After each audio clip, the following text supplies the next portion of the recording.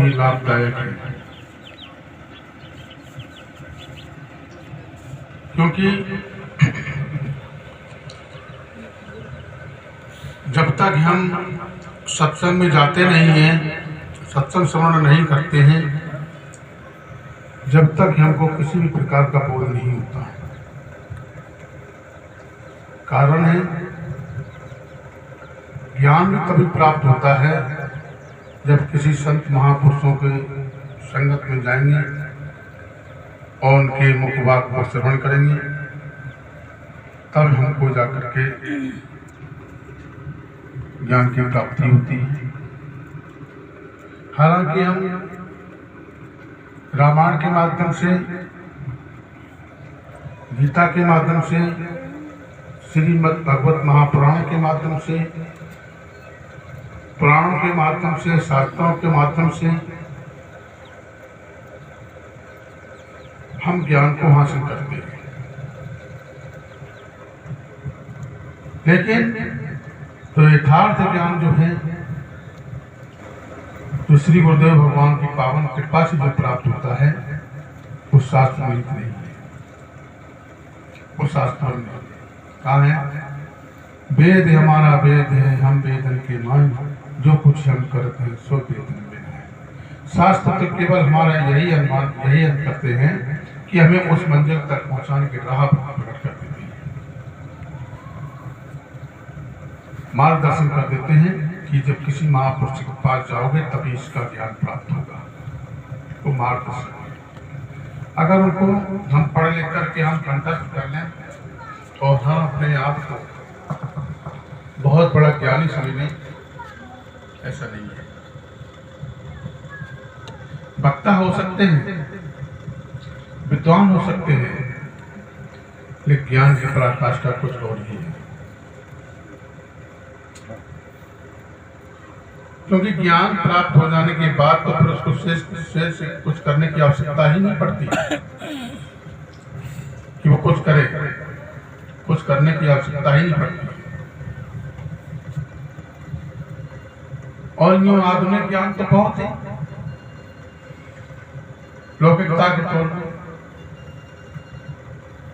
कोई मशीनरी का बहुत ज्ञान रखता है, कोई ड्राइवरी का ज्ञान रखता है, कोई सिलाई का ज्ञान रखता है, कोई शिक्षा के क्षेत्र में ज्ञान प्राप्त करता है।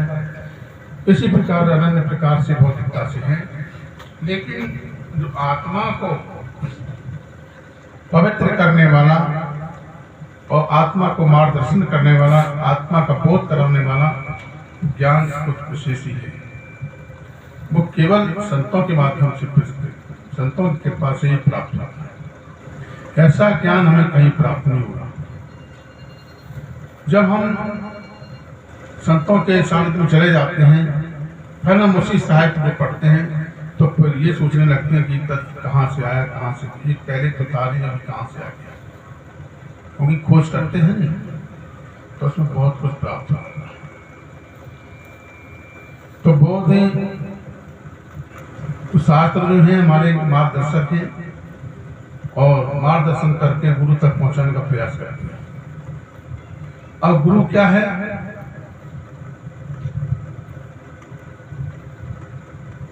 गुरु का बहुत बड़ा रहस्य है। ये तो हमने इंसान के रूप में समझ रखा है कि गुरु जी हैं, लेकिन वास्तविकता ये है कि वो इंसान से उठ करके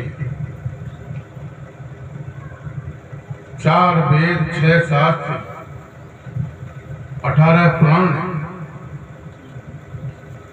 4 वर्ण, सभी से ही उठ करके है गुरुपद।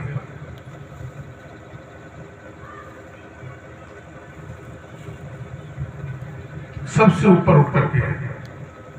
अगर सामाजिक तौर पर वर्णों के अंतर्गत होता, वेदों के अंतर्गत होता, शास्त्रों के अंतर्गत होता, तो उसकी महिमा को हर एक कोई गा सकता था, हर एक कोई गायन कर सकता था, हर एक कोई पहचान सकता था। लेकिन इन सबसे परे जो हमारे अनादिकाल से देवी देवता हैं, जिनको हम पूजनीय समझते हैं वो भी वहां तक नहीं पहुंच पाते हैं।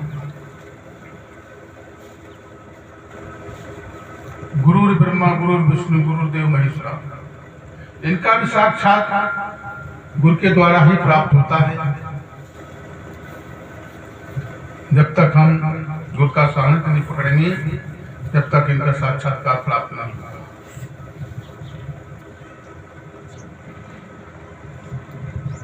जो कि गुरु जो है सारे ब्रह्मांड का स्वामी है,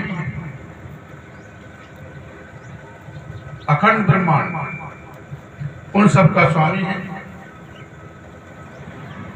इतना विस्तार है उसका कि उससे अलग कोई वस्तु नहीं है। वो इतना सूक्ष्म है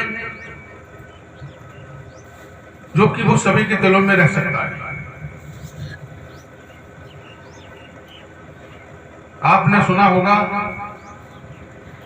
गूलर का पेड़ और उसका फल और फल के अंदर बीज, बीज कितना सूक्ष्म होता है, लेकिन बीज में ही वृक्ष छुपा हुआ है। पीपल का पेड़ बीज कितना बसा होता है, नहीं देख सकते उसको।